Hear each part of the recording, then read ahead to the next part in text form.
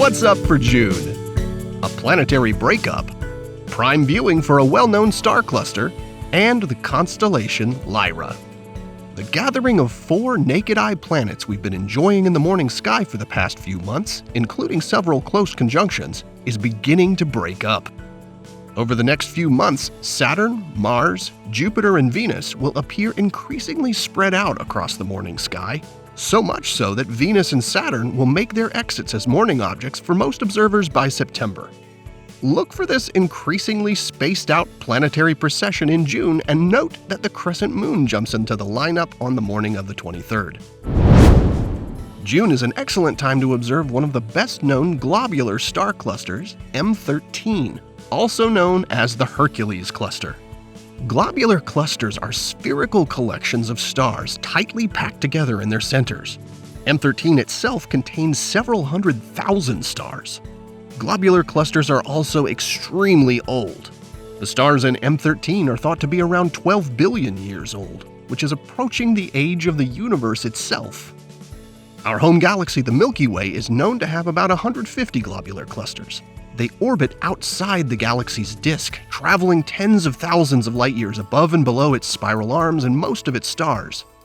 Now, the Hercules cluster is best observed with a telescope, and larger telescopes will allow you to see more of the cluster's stars. But you can also find it with a pair of binoculars, where it'll look like a hazy little spot.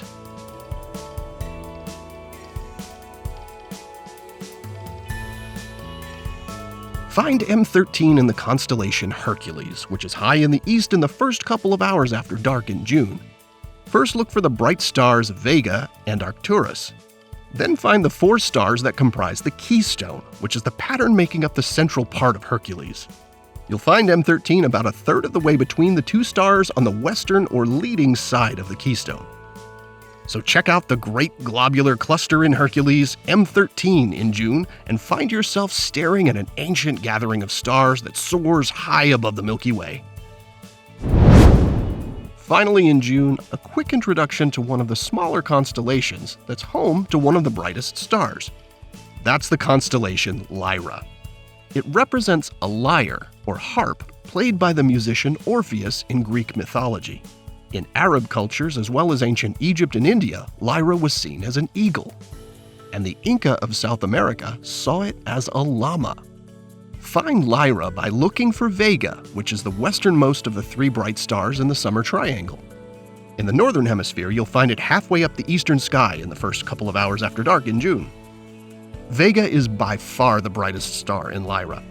It's the 5th brightest star in the sky and the 2nd brightest in the northern hemisphere after Sirius.